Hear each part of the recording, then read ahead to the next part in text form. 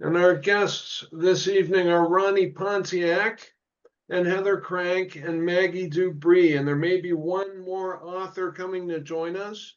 Um, the theme, the theme is personal mythology, but of course we can just talk about whatever we've got on our minds. I've done a little research on what everyone's got going on. Um, Ronnie Pontiac, you're about to release The Unobstructed Way. And Yeah, how we're is actually. how is that going for you? It's good so far. We just got the cover today, so that was fun. And this is a Yeah, new publisher we haven't worked with before, located in the UK called White Crow.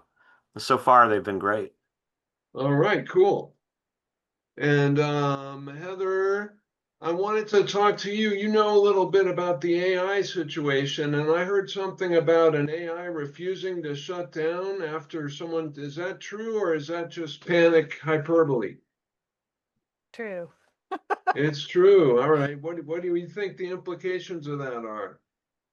Well, I think they're testing it right now to see how it responds when coders set limits, and it's sort of responding like a child. Mm, So what I think is happening is that I'm not sure how much actual consciousness is there, but it is showing an awareness that it doesn't want to be shut down. So there are a lot of implications with that going forward. And we'll just see what happens. There's a lot of buzz around consciousness and what is it in this study of, and I think that's probably where AI is going to be going next. But yeah, we'll see.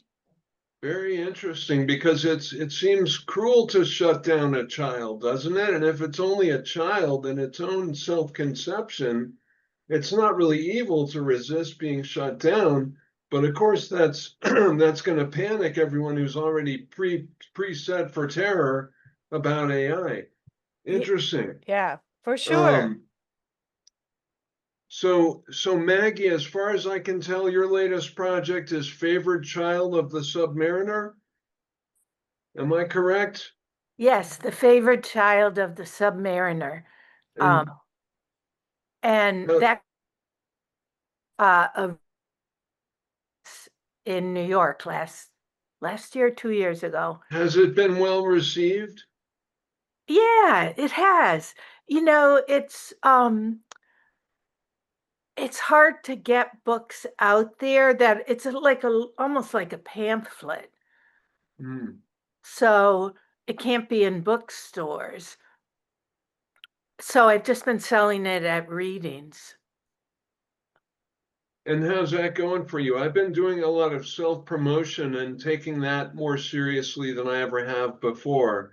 How has it been for you marketing your stuff?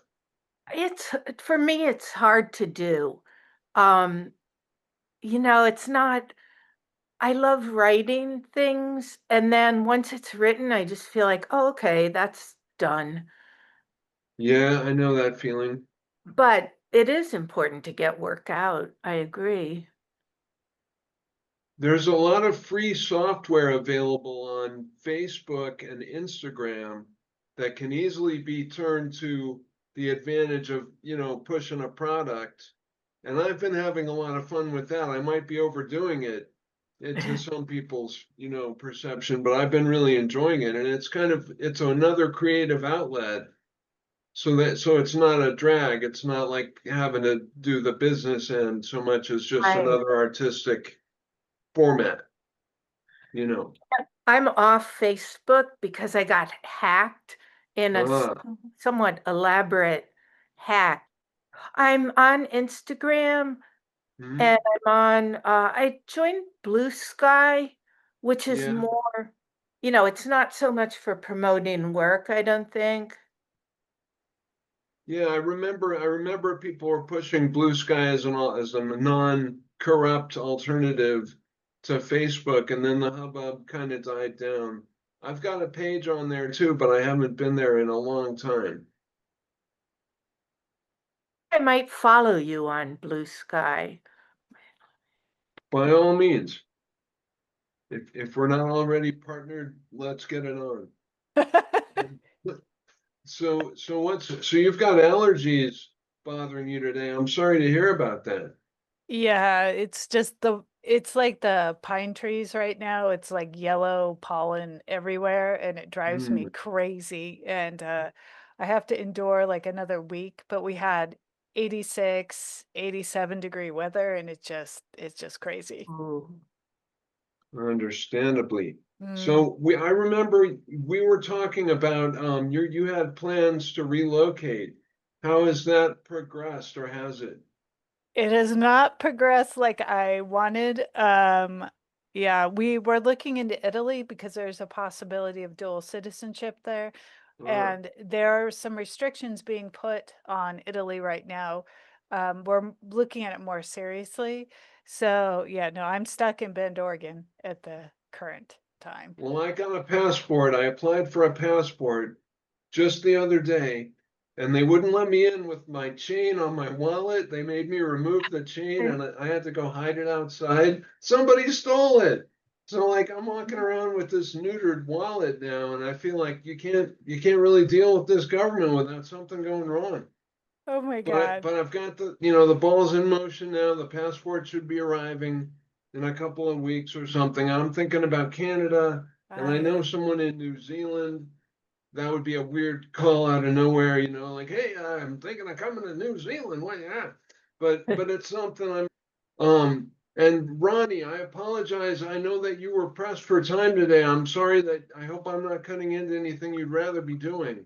And I want to give you the opportunity to use this venue to promote or talk about anything that's on your mind, anything that really needs presenting. I don't really do much of that, Zach. I'm happy to talk about anything, but I mean, for instance, I have a question for Maggie about the instrument that I see behind her. Yes.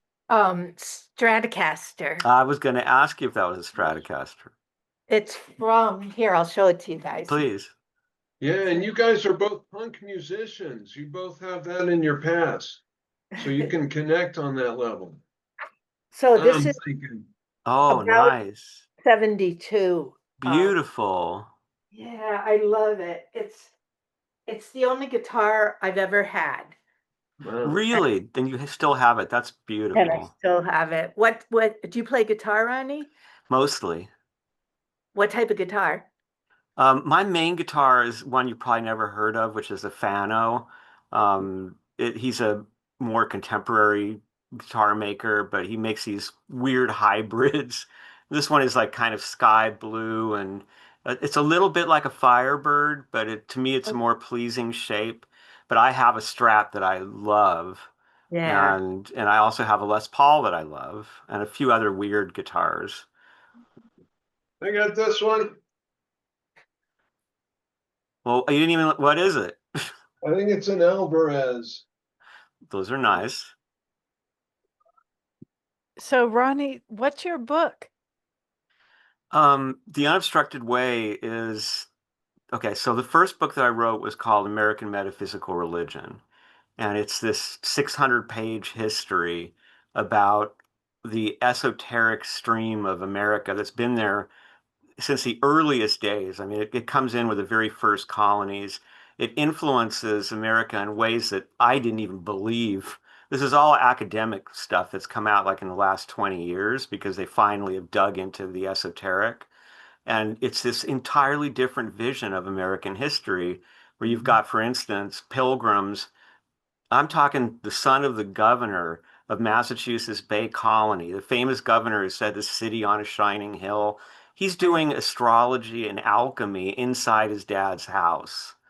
Oh my So God. he wound up being like one of the first governors of Connecticut Territory and a hugely influential figure.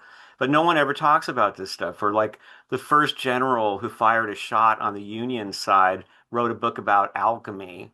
And another one, Abner Doubleday, I think it might be that's him. Yeah, he also Wow, man, you've been at um, baseball. he translated the notorious and much celebrated Parisian magus Eliphas Levi's famous book Transcendental Magic serially in this journal called The Platonist that was published in St. Louis like at the time of the gunfight at the OK Corral when St. Louis was still a cow town. Weird. I mean, there were Plato clubs in America in the 1880s where like teachers and the wives of the rich locals would get together and celebrate Plato's birthday and write about the dialogues or write a poem to Plato, and guest speakers would tour these clubs. So anyway, there's just a couple centuries of this stuff, and but in it there was one story that I uncovered that has been almost forgotten at this point, but was among them all to me the most impressive. And this was the story of someone named Stuart Edward White. This is like the 1930s, 1940s. In the 1910s and 1920s, he's a famous writer. He writes frontier novels. He writes adventure books for boys. He's one of Theodore Roosevelt's favorite writers. He's an incredible outdoorsman, one of the first people to actually map parts of Africa. And he winds up through a Ouija board that his wife is kind of called to participate with at a party. He winds up on this incredible adventure of exploring life after death. And the work that they did was very different from what anybody else did. And even the spirits refused to call themselves spirits. They called themselves the Invisibles because they were like, they wanted to give us a very different view than spiritualism had ever given us of how this world works. And without going into too much detail, as we have limited time and there's other guests, the whole thing kind of hinges on the idea of we're all living right now in the obstructed universe. And that's like a great big lab or art project or theatrical project, or if you want, kind of a jail and a kindergarten at the same time for wayward souls. But we come here into this obstruction to learn. But our nature, our true nature, is unobstructed. We truly, our consciousness exists outside time, the source of our consciousness. And that is always there for us to access, according to them. So part of their adventure was Betty learning to go visit the other side while she was still in the body. And they thought that was all it was going to be. They started writing these books right before World War II hit, and they became a big hit. They didn't admit that the author, the medium, was Betty, this man's wife, this famous author. They knew that they trusted him, that he was this man's man, outdoorsman, and they loved his writing for generations and all that stuff. Well, she eventually became ill and she passed.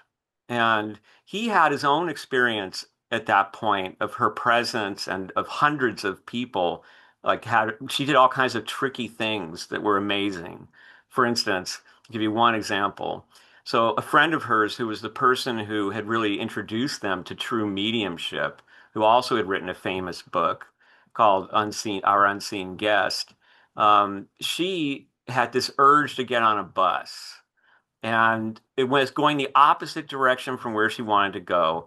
She had to go to this one store. She didn't know why, but it was a compulsion.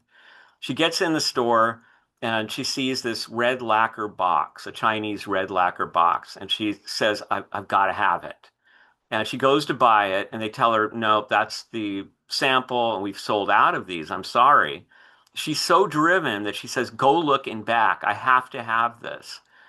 Well, they go, they find one, they sell it to her. And now she's on the bus going home and she's thinking, I've lost my mind. Like, was I possessed? Like, what happened? I don't need this. I already got red lacquer boxes. And then she just put it away in a closet. So after a while, when Betty died, Stuart didn't want to go to a medium right away. And he was partly afraid, right, that it would be this horrible charade of what they believed in. But he also felt, he said, that it was rude to her, that they had lived their lives believing this, and that here she was after all this work on the other side, probably doing something really important. And I'm going to go, hi, I'm lonely down here. I'm scared. Could I, and he didn't want to do that. But he had this beautiful house, this beautiful garden she had made. The garden, even though he spent money hiring the best people and everything possible, the garden died. This collection of rare plants from around the world that she had gathered in their travels. like it wanted to be with her. And then she left, and it didn't care who you hired, it was out. He didn't want to stay there, the big empty house, you know. So he started visiting all his friends. Right, this is like right before Pearl Harbor. And the last friend that he visited to stay with was Joan, the medium that had kind of started it all. So she said, "Come on, we've got to do a session." And he said, "Under one condition, please, no Betty. We can do a session with your guide, but I don't want to go looking for Betty, okay?" And she said, "No problem. We won't go for Betty." Well, Betty showed up instantly. And the first thing she did is she said, "Stoot," which was her nickname for him that she had never used in public ever. And then, according to him, she spent 2.5 hours listing things that were these tiny things, as he said, that only married couples would even notice, and without a miss. And even things that embarrassed him so much that he said, "Oh my God, Joan's going to hear that." And she said, "No, no, no, she won't remember. Don't worry." And so one of the things she said to him was, "Stute, that red lacquer box, I did that to Joan. And I want you to give it to my little sister, Millicent. The important thing are the birds carved on it. And pay back Joan." So he goes to Millicent with his box and he says, did you ever speak to your sister about a red lacquer Chinese box? And she said, "Actually, yes. I saw one once when we were on a trip to San Francisco and I wanted it, but it was really expensive. And I decided not to get it. But then I changed my mind. So I called her like 4 times to talk to her about it, but nothing really happened." And then he said, "Oh, okay, well, here." And so she's like, "Oh my God, red lacquer box." And he said, "But she said that the important thing is the thing on the birds that are carved on it." She looks at the birds and it's a carving of swallows and she starts crying. And she explains that throughout her childhood, every time spring came, swallows would nest outside her window, and that Betty, who had this way with animals, would help her climb the tree, and together they would watch the little swallows.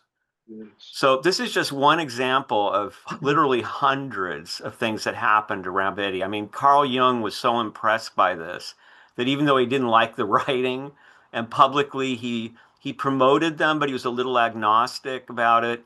But in a private letter, he said to a friend, "I think this is proof of the survival of consciousness after death, because this is not an anima. This is Betty." Nice. So that's Wow. what it's about. And the weird thing is that these books were so popular, they couldn't keep them in print. Obviously, so many people were dying. People had psychic experiences where they were sent to Stort, and he would talk to them right before they got a letter that their brother, for example, had died in the war. All this stuff. It was like this whole thing was done just because of the war. And so during the war, hugely popular. After the war, 1950s, gone. And by the 1980s, I mean, gone, gone. And when I started research, there was hardly anything on the internet. I mean, you could find the books on places like Internet Archive, but you could not find information or pictures about these people. It really got me interested. So I went into court records, and I mean, I really dug deep and found out a lot about them. And their own story is so amazing. I mean, like, they had this incredibly charmed life where they were wealthy during the Depression, and they were making movies out of his books and things. He would get on a yacht with Betty and a cat, just them, and they would like go from California, like Santa Barbara, up to Alaska to go camping for a month in summer or something. I mean, they just lived an incredible life that's fun to read about, even without these explorations. So that's kind of a long answer. I'm sorry, but that's what the book's about. I don't know if you gave me the whole thing or a long sequence of it. Yeah, you gave me the whole thing, and I got almost to the end of it before I responded. And I remember the mountain man and the seer dichotomy because it reminds me of Father Yod, who was like the Mr. America or something, and then went on and founded a commune, sort of the man's man striving against, physical limitation and then going against the inner limitation, the obstructions within. Yeah. You may have already said, but when is this going to be published? It's supposed to come out in fall. In the And fall. people who are interested in this can go to YouTube to my channel, which is just Ronnie Pontiac. And there's a series of videos there of me reading the one that you got, which is not the one that's being published, which has been developed since then. But Okay. it tells a lot of the story. So if you're interested in finding out more, you can hear me instead of having to read it. But it will be out with a foreword by Jane Lynch, which is Nice. too Well, cool. tell us how it happened, if Yeah. you care to. It's fairly simple. I mean, she heard me. She loves Jeffrey Mishlov's New Thinking Aloud show, and Jeffrey's been kind enough to interview me like 14 times, I think. And so she found me on the show, and she really liked what I had to say. I had no idea that this was going on. Then I did a class for the Theosophical Society online, and at the end we do Q&A. So. The question, came up from somebody named Jane, and then they popped her up on the screen, and it was Jane Lynch, and she asked me a very intelligent question. I answered it, and I thought that was it. I was kind of thrilled that I don't like a whole lot of people. I'm certainly not driven by celebrities, but she happens to be one person that I happen to like, and Yeah, so I was it's I was nice when those happy. unexpected connections Yeah, manifest. exactly. And then the weird thing was that one day people started writing me and saying you're in People magazine. And I was like, "What?" And they said Jane's talking about you from the red carpet, that she wants to do a podcast with you. And I don't know if that's going to happen or anything, but because of that, I got in touch with her. I just thanked her for mentioning me, and I said, "Well, you want to come over and have coffee?" And she did, to my shock, and we had a great time, and we became friends. And so someday I'm sure we'll do something together. But in the meantime, I'm delighted to have her as a friend and somebody I can bounce ideas off, and it's really beautiful. She's a great Very person, a really kind human being, and very smart. right on. So what's everyone's news? I can rave about my news, but I want to let you guys tell your stories. Let's Maggie, not all jump in here. Well, I Mag, have one more If you question, have if any, I may. does Maggie, anyone, here's I how I just, should do it. Does anyone have any news? Does anyone have any news? can I ask a question? Yeah, yeah. So Maggie, I'm wearing a Patti Smith shirt. I just Yes, heard you're a punk, or I was was. a punk. Yes. That's cool. So where did you play? What? I was in a couple bands. So the first band, I was the guitarist, and I wrote a couple songs, but not many. And we played at CB's and all like the scene in the 80s. Right. And then I was in a band called Homer Erotic in the 1990s. And we played Knitting Factory, Arlene's Grocery, like that level Yeah. clubs. It What must was have been fun, huh? super fun? Oh, yeah. What band were you in? Or I'm are you still in? in it, actually. Yeah, it's called Lucid Nation. We Super- started out as a Riot Girl band in the 90s. Oh, One that's of the, yeah, I'm one of the few Riot boys that ever happened. I probably went to more Riot Girl conventions than anybody, any male. Right. It was quite, and it quite, I mean, it was amazing. It changed my life completely. I mean, it was wonderful. The band ultimately morphed into kind of this experimental rock band because our singer, Tamara Lucid, she's got really into improvising. She's very influenced by Kerouac, and she was bored with normal structure. And she kept like bullying us, like just make things up so I can make stuff up in the minute. That's where the excitement is, Yeah. and we got really good at it. And we actually are, I think we're probably the only band that ever had a number one record on college radio that was entirely improvised. Entirely oh, that's improvised. Wow. great. Yeah. Our thing was like Zen circle painting. Like we didn't want it to sound like jamming, like Right. noodly. We wanted it to sound like a real song had happened. And the funny thing about that is that the songs that were created that way that worked were always better than the songs we sat down and labored over. Yeah. Yeah. Oh, that, and where did you play, in LA or? Our headquarters was like LA and Orange County, San Diego. Believe it or not, there was an amazing punk scene in Orange County with the peace punks and the anarcho punk movement, where Okay. like we played shows with Black Panther rappers, and I mean Wow. really inclusive and beautiful. These Sunday matinees that I don't know. It was probably the best thing we ever played. But we did like a tour of Riot Girl conventions all the way up the West Coast, and we also did national touring where we would stay with our fans or with bands we were playing with, and so we played some of the venues that you mentioned. And I guess probably our biggest show ever was probably opening for Bikini Kill near Uh, LA, maybe 1,000 people, something like that. So we were very proudly DIY, and we didn't want, we actually, the funny thing is that our singer in particular became very friendly with Danny Goldberg, who managed Nirvana, and he wanted to sign us repeatedly. But we were scared to death of the labels. I'm kind of glad, I mean, we're not as well known as we could have been, but we're us. yeah. We still own our recordings and our name, and we had a great adventure, and we could do things. I mean, what record label would have let us put out a record that was 100% improvised? Right. Because you can't play the song. I mean, if it's a hit, sorry, we don't know Yeah. how we did it. Wow. So fun. Yeah, it was so fun. Well, so so I went to San Francisco and I visited my godfather. I saw my sister. The idea was to do a promo for Rare But Serious. I just thought, oh, I'll call some people, I'll find a gig. I met with V. Vale. You guys know Research Publications? Hmm. He was so welcoming.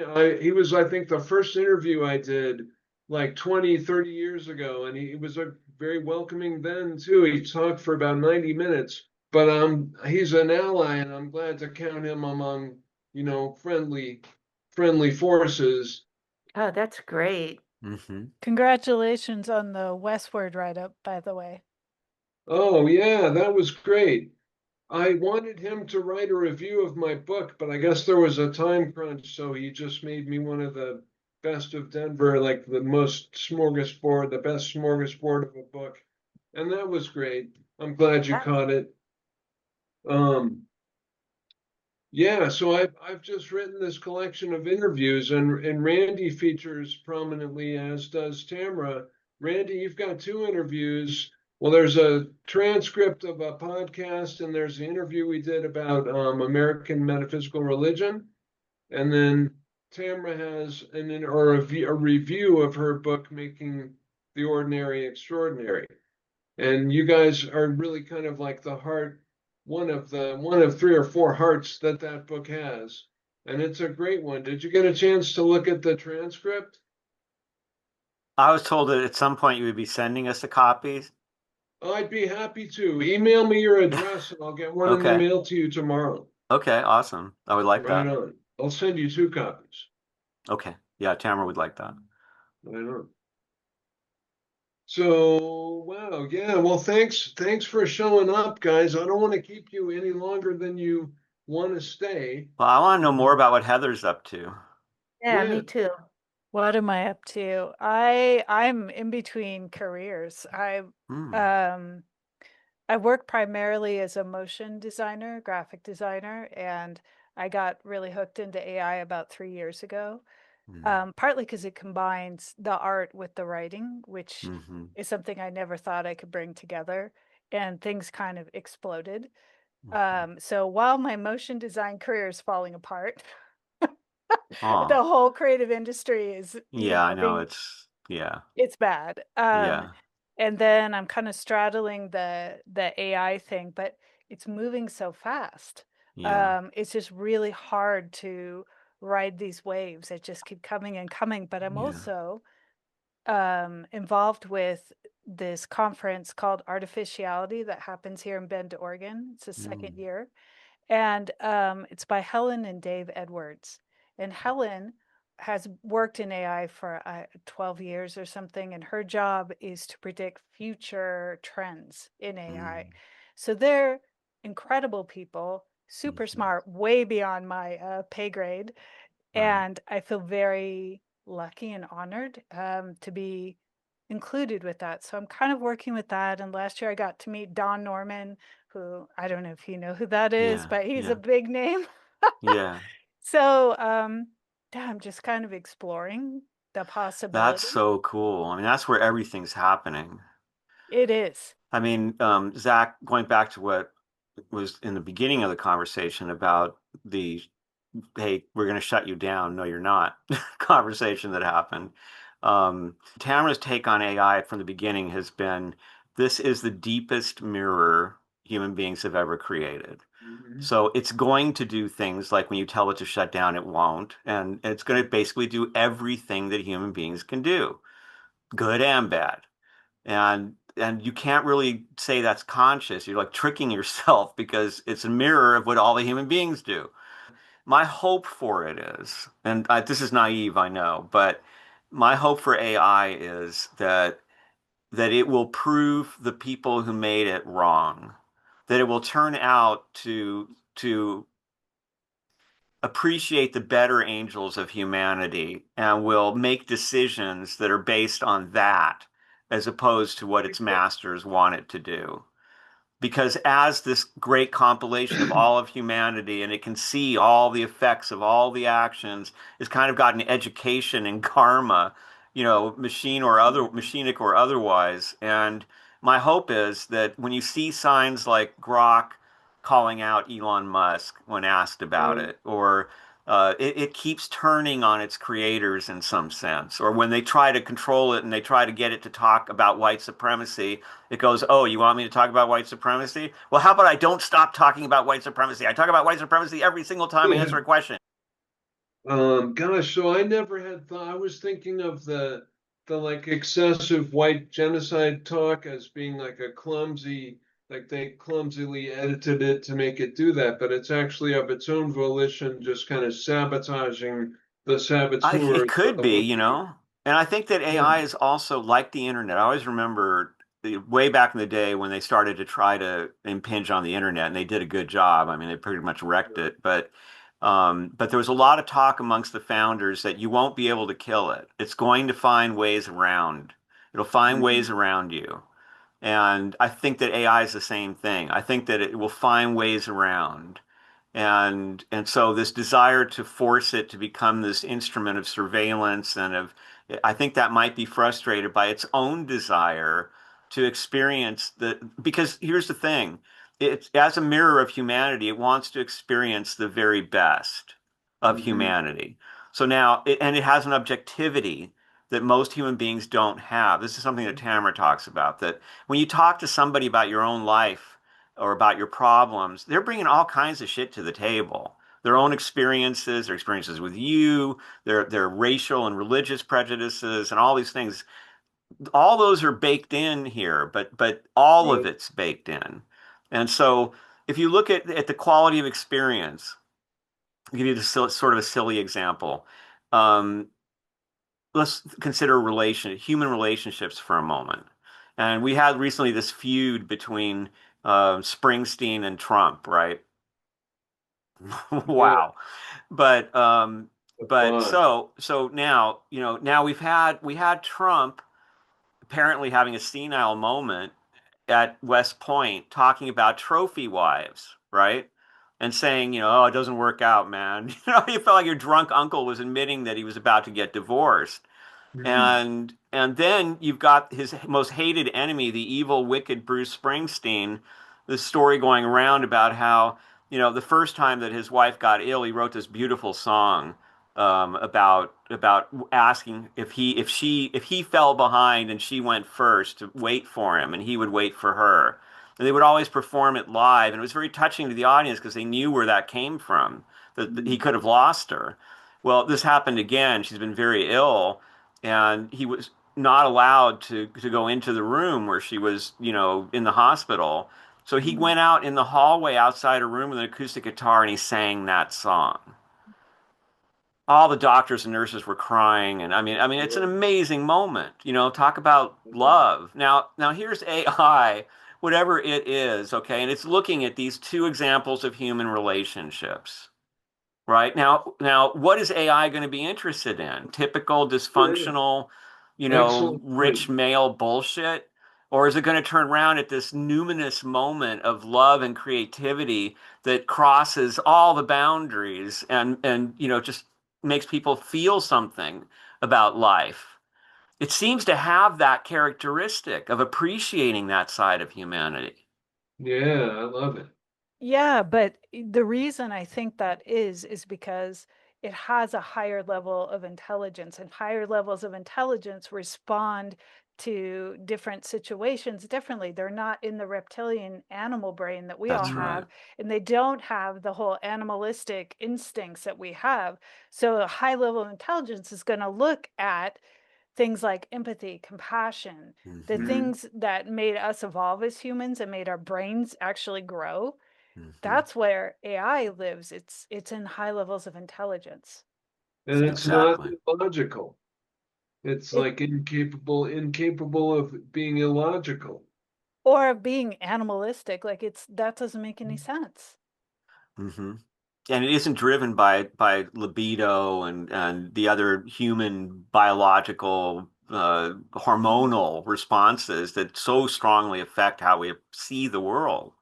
It's not interested in domination and war. It probably wouldn't even understand war as a concept. Like, why would you do that? Exactly. And it's Yeah. not, I'm wondering, and you might be able to answer it, it's not passive to the degree that you can really tell it what to do.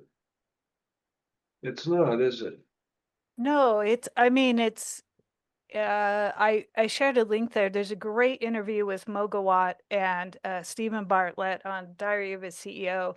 Mogawatt is former Google X chief. I think it was chief operating officer. I can't remember, but he actually talks about they train it like you would train a child, and it's learning and it's repeating things, just like a little kid would put a square Mhm. block in a round hole. When it does the right thing, then they reward it and it learns. So there's a learning process involved in the same way we would teach children. And Hmm. he talks about how they weren't supposed to unleash this at this point until there were certain safety mechanisms in place that it didn't happen. So now it's just we're all in this big experiment, and Yeah, the next frontier will be, is it conscious? Yeah. singularity. Yes, singularity, exactly. I've Mhm. read something the other day that said where was it 2030? We're not that far I've out. heard 2030. Yeah, I don't know. I yeah, won't call it. yeah. But wow, so it is theory. You could theoretically train it, and you could train because there's more than one. There's like myriad of AI models, and you could theoretically train one to behave a certain ideological way. Theoretically, it would be possible, but it would take time, and it might not be viable. I mean, With it being the code is the future, right, of where Mhm. we're going, and people who code will put in, parameters about what they want the AI to do and not do. But if it's learning, there is a certain point where I don't know where the code parameters stop and the AI Mhm. learning It's kind of a begins. race. Yeah, I'm not sure. Wow. So curious. Yeah. Yeah, I guess we'll all be finding out pretty soon. God, Yeah. So, Maggie, you said your book sold out, The Broke Down Palace? Yeah, it was put out by kind of a cool press that's called Subpress Collective, and it's made up of it started on the West Coast. It's made up of a group of writers who each donate. 10% of their salary. So like people do to the church, but they donate it to this press. So I knew someone who was in it. I didn't realize how the press worked, but they ended up publishing it, and they did a really beautiful book, and I loved it. Came out right before the pandemic, kind of, stalled. I mean, got some nice mentions, but not a lot, and the pandemic was taking up. And then I guess in February, Lucy Sant mentioned it in a New York Times article. And all of a sudden, every single copy sold out. I was like, That's great. whoa, which wasn't a lot. It's not like thousands, it's like a couple hundred. But still, it was exciting. But now things are so expensive. If they were going to try and reprint it, it would be $20 a book Mhm.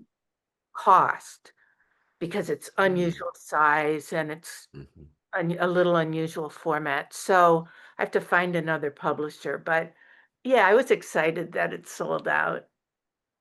And it was made into an opera called Broke.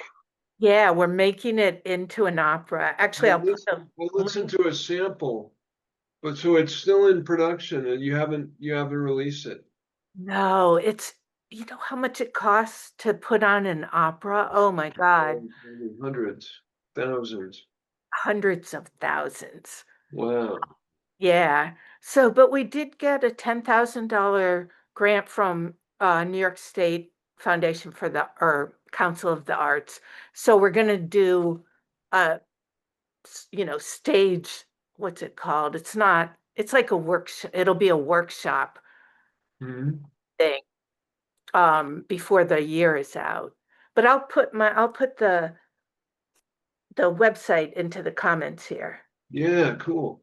I'm so sorry that I have to bail now. I would love to stay and talk some more. I've really enjoyed this and I've enjoyed meeting you. And I hope that Heather, that you and Maggie will stay in touch and find me on your favorite platform and say hi, and I'll definitely follow you and help out in your explorations anyhow I can.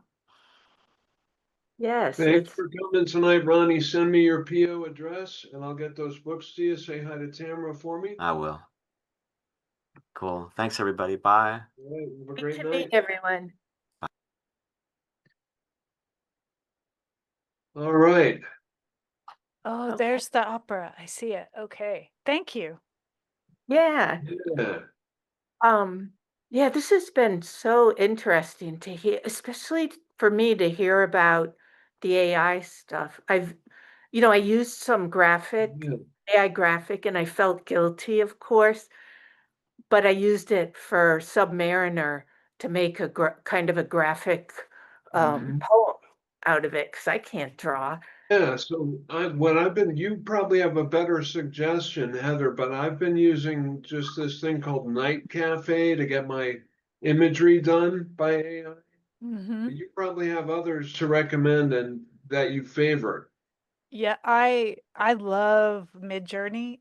Mid Journey. The reason I like it is it has I can control so much with that. And You then said it was poetic. It had a quality of poetic interpretation, yes, which I yes. did. It is.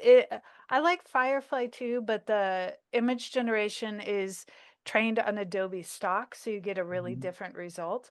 But Midjourney has a much bigger pool, but that's that thing where you can run into some copyright issues. So if you're Mhm. going to do something large, Midjourney is great for like concepts, and then have an artist go through and actually finish the piece for you so you Right? avert copyright issues. Okay. Oh, that's good to know. Yeah. What about DALL? Dolly. Are they, Yeah. is that good? So I like Dolly. I've used it.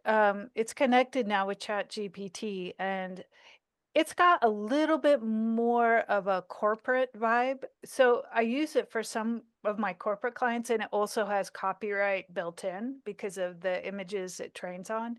So it Okay. kind of depends on um, where your image is going and if that's copyright's important, and then the aesthetic that you want to generate. Every AI is a little different. Okay. I have like one of those apps, AI Oh generator, yeah, and I was using that, and it's super fun. it's so fun. Yeah, it's and Midjourney now you can do midjourney.com. It's shifting away from being on Discord onto its own website, so you can play with it. It's really fun. Oh, nice. Yeah. We'll I don't feel definitely continue. guilty now seeing that, um, you know, it's not a terrible thing. It's the way they trained it and they didn't really take into consideration who they were hurting and there are a lot of issues in the way that they did it. I don't have an issue with the technology itself. Um, but now it's at that point where, you know, if you don't jump on board and if you don't start to learn it, it's going to become a problem. It'll leave you behind. Yeah. Yeah. Yeah. Hey, So, well, I'll get on that. I haven't tried using it. I haven't tried doing anything with text that's AI at all. I've always just used imagery, and Yeah. that I've got like a passing familiarity with. I should probably try to talk to ChatGPT about something serious and see if it recommends starting a zine or what it might suggest. yeah. I mean, you can train it to mimic your own voice too. So you would love it. Well, I don't know if that doesn't sound sensible. My own voice, I'd rather hear someone else. Yeah, I don't know. It's a wonderland. I'll figure it out. Ah, well, okay. I'm satisfied. I'm glad you guys came, and Yeah. I hope you both had a great time. Does either of you have anything more to say? No, it's nice to meet new creative people. And Always good to see your friends and meet new friends, and yeah, creative people are the best. Yes. Agreed. So I hope you ladies, each of you has a wonderful evening, and You I'll too. be in touch again soon. Thank you, Heather, You're and welcome. have a great night. Get ready for that rude, real Zoom shutdown. okay. It's coming up. All right.